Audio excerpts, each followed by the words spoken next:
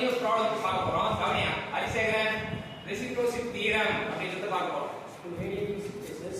Two radiating surface இருக்கு. Area 1 is 6 meters square. Area 1 6 meter square. Area 2 4 meters square. Area 2 4 meter square. Shape factor. Shape factor. F1 equal to 0.1. Shape factor. F21 என்னன்னு கேக்குறாங்க. So ரெண்டு surface radius radius. இதுக்கு நம்ம பயன்படுத்த வேண்டிய formula வந்து reciprocity theorem. எழுதிங்க. ரெசிப்ரோசிட்டி தியரம் அப்படி எழுதிங்க. ரெசிப்ரோசிட்டி தியரம் என்ன சொல்லுதுன்னா A1 F12 equal to A2 F1 தான் reciprocity theorem. Area into shape factor equal to area into corresponding shape factor equal to area shape factor. இப்போ A1 ஓட மதிப்பு என்ன? 6. F12 ஓட மதிப்பு 0.1. A2 ஓட மதிப்பு என்ன?